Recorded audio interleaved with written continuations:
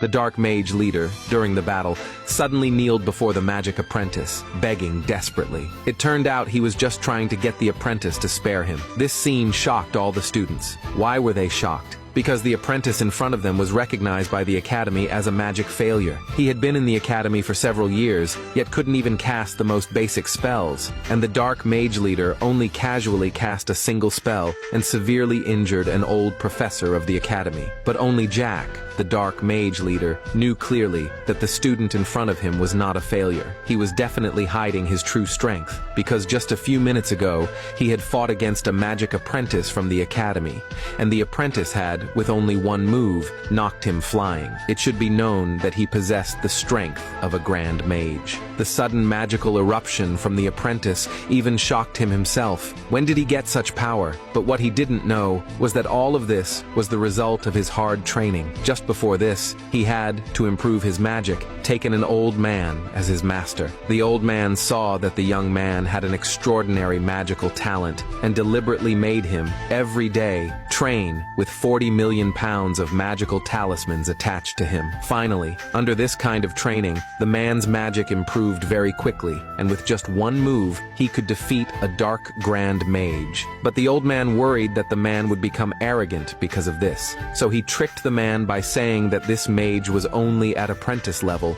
urging him to continue training. The man believed it, and resolved to become a grand mage as soon as possible. At this moment, he still didn't know that the Magic Academy had been attacked by the Dark Mage. When the man arrived at the academy, he saw the teachers of the academy defeated and severely injured by the Dark Mage. The only one left who could fight was the senior disciple, Sean. But unfortunately, Sean's strength couldn't even defeat Jack's subordinates. As the situation reached a stalemate, Sean's magic suddenly surged, and this time, he directly defeated the subordinates. The man was instantly impressed by Sean. He envied Sean for having such incredible power, but what he didn't know was that Sean's sudden magical surge was because of the man's blood. Earlier, during training, the man had accidentally splattered his blood, which contained magic, and Sean happened to collect it, thinking it was magic gifted by God. That's why Sean had the strength to fight the Dark Mage. Meanwhile, Jack became curious about Sean and wanted to spar with him. Everyone expected Sean to defeat the Dark Mage once again, but unexpectedly, Sean suddenly said that he had used too much magic before and now needed to recover. The reason he said this was that the magic he collected had been used up. To save face, he casually made up an excuse to avoid fighting. The situation fell into a stalemate once again. The man was extremely anxious. He hated that he was only at apprentice level magic.